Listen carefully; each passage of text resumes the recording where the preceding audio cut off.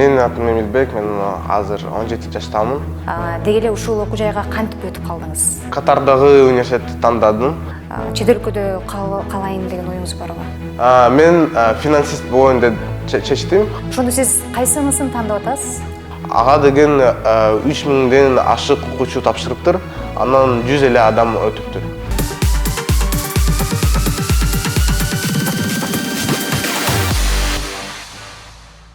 Саламатсызбы, Кабар агенттигинин көрүүчүсү жана окурманы. Биз бүгүн дүйнөнүн эң абройлуу окуу жайына өткөн ал тургай каржылоосу $476,000 түзгөн окуу жайга бекер окуу мүмкүнчүлүгүн алган Эмилбек Бакиров менен биз маек куралы деп турабыз. Эмилбек, саламатсызбы?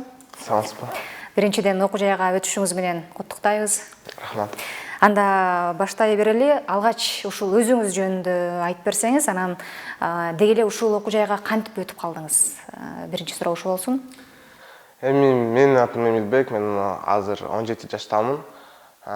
Мен азыр Түсүп Балас агентындагы Токмок лицейинде окуп жатам. Ал жака мен 7-класста келдим. Эми 7-класста менде жакшы бир чет өлкөдөгү университетке тапшырайын деген кыялым бар болчу. Эми 7-класста мен биринчиден англис тили жана математикага деген сабактарына өтө көп көңүл бурчумун. Мугалимдерден кошумча иштерди сурап, аларды аткарууга аракет кылчумун. Эми 9-класска келгенде мен университетке кандай тапшырса болот деген мүмкүнчүлүктөрдү изилдегем. Университетке жакшы өтүш үчүн эл аралык экзамендерди тапшырыш керек экен. Анан жакшы эссени жазыш керек экен. Эми мен 9-класстан баштап 10-класска чейин эл аралык экзамендерге даярдандым. Ал деген IELTS менен SAT. SAT деген логикалык, математикалык жана англис тилди текшерет. Эми IELTS деген англис тилди текшерет. 10-класста аларды тапшырып, эсселерди жазып, анан ата-энеден финансылык документтерди чогултуп, университеттерге тапшырдым. Ошентип өтө алдым.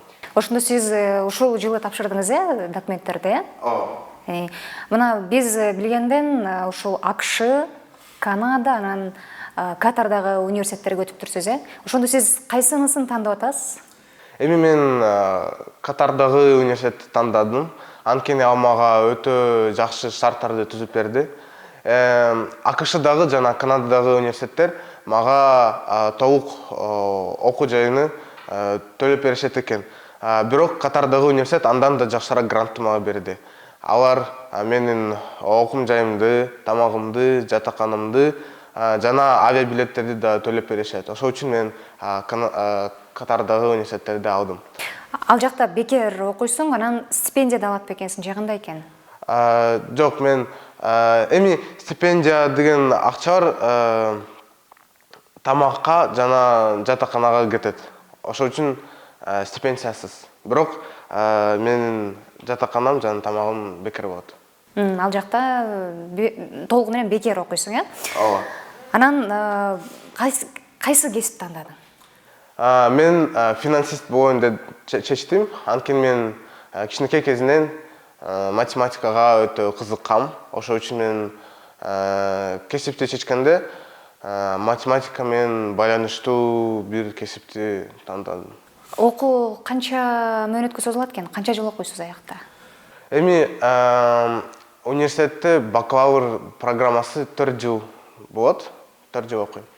Магистратуранычы, андан кийинкине каякта улантасыз окууну? Эми мен ойлоп жатам, бирок магистратураны АКШда өтөм деп ойлойм. Анан мына ушул баягы дүйнөлүк мындай абройлуу окуу жайга өтүш үчүн сиз кандай эмгектендиңиз, кандай билим алдыңыз? Өзүңүздүн мындай тажрыйбаңыз менен кийинки муунга, кийинки окуучуларга бөлүшө кетпейсизби? Эми мен оюмча эң маанилүү ал деген тил. Биринчиден англис тилде окуш керек, анан математиканы. Эң маанилүү ал эрте башташуу. Экзамендерге даярдануу, эсселерди жазуу, интернетте информация өтө көп. Анан менторлерден же мугалимдерден көбүрөөк кеңеш алууга аракет кылыш керек. Анткени тапшырганда окуучулар көп билишпейт да, кандай тапшырса болот. Ал эми мен азыр Instagram баракчамда университетке кандай тапшырса болот деген кеңештер менен бөлүнүшөм. Эми эң маанилүү ал биринчи кадамды эч качан салганга коркпоңуздар. Негизи сиздин ушул окуу жайга өтүшүңүзгө ким түрткү болду? Мага үчүн менин апам мага түрткү болчу. Анткени 7-класста мен ойлочумун, мен бүт баарын билем, экзамендерди тапшыра алам, бирок менин апам мени мындай консалтинговый компанияларга алып барып, мага мындай көз ачты да. Эми мен билдим, эссе бар экен, активностьтер бар экен. Ошентип мен мындай туура дарынып баштадым да. Негизи ушул окуу жайга өтүп калам деп ойлодуңуз беле, же күтүүсүз келди кабар, кандай болду? Жок, ал деген мен стратегияны түзүп, планды аткарып, ошентип өттүм да. Ал деген күтүүсүз эмес, мен аны планировать эттим. Демек бул пландуу түрдө гана келген, э? Ооба. Сиз менен чогуу тапшыргандардын арасында мындай общий жалпы жыйынтык боюнча канча адамдын ичинен сиз турулуп чыгыпсыз окуучулардын арасына? Бул университетке, Катардагы университетке, Карнеги Меллон университети, ага деген 3000ден ашык окуучу тапшырыптыр. Андан 100 эле адам өтүптүр. Ошо мен андан бирөөсү болом. 100 адамдын бирөөсү сиз болдуңуз. Ооба. Баракелде. Азаматсыз. Анан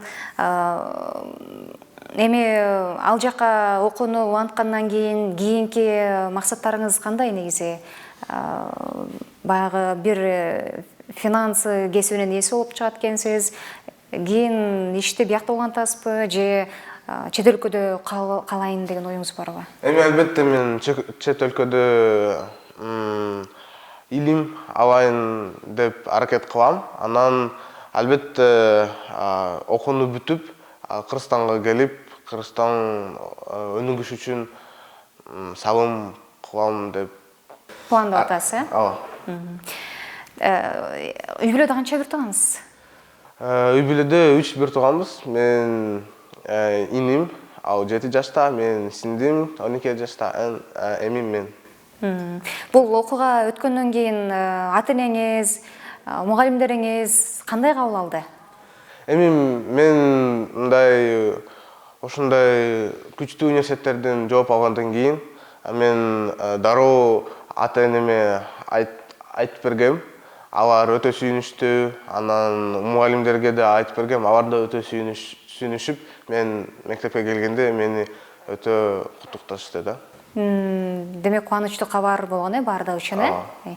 Сиздин үй бүлөдө сиз эле ушундай баягы илимге, билимге кызыккан баласызбы же башка бир туугандарыңыз дагы ушундай чет өлкөдө билим алып, ушундай бир тартип менен жүрүшөбү?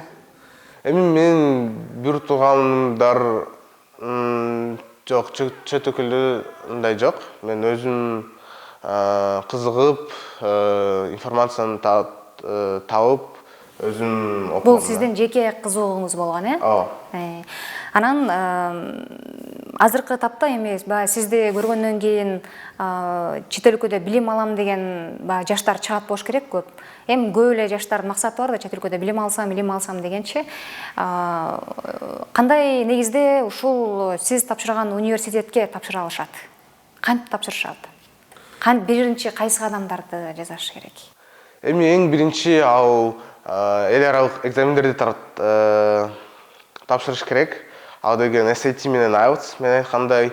Андан да маанилүү эссе ролду ойнойт. Эссени жакшы жазсаңар, университеттер силерди адам катары жакшыраак көрүшөт да. Ошол үчүн көбүрөөк грант бере алышат.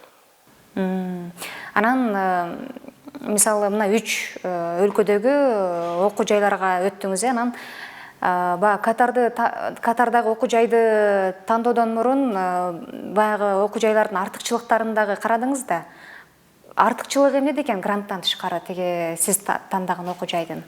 Негизи башка университеттерден артыкчылык жок. Алар деген алардын өлкөлөрүнүн эң топ университеттери болчу.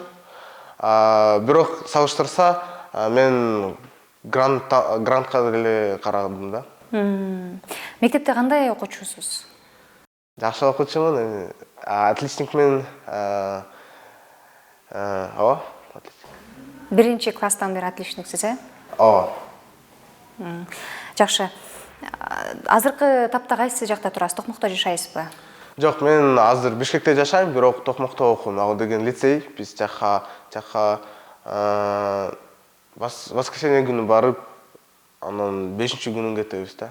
Жашайбыз жакта. Жатып окуйсуңар, ошол жакта, лицейде. Анан эми документтериңизди даярдап качан кеткен турасыз? Азыр мен виза менен иштеп турам. Визаны бүтүрүп, мен августтун башында учайын деп атам. Бала кезиңизден эле кыялыңызбы ушул финансист болуу, Эми бала кезимде мен математикага эле кызыккам. Анан 10-класска келгенде мен мындай кесиптерди карасам, финансист мага мындай кызыктуу бир кесип көрүндү да. Ошон үчүн тандап алдыңыз. Ошон үчүн тандадым. Жакшы. Анда Эмилбек, атайын убактыңды бөлүп келип бергениңе рахмат. Сага ийгилик каалайбыз. Урматтуу көрүүчүлөр, окурмандар, биз бүгүн Эмилбек Бакеров менен маек курдук. Окуучу ушул баарыбызга эле белгилүү болгондой, дүйнөдөгү эң абройлуу окуу жайлардын бирине өтүп, жакын арада ал жакта окуусун баштаганы турат. Биз болсо ушуну менен жыйынтыктайбыз. Саламатта туруңуз.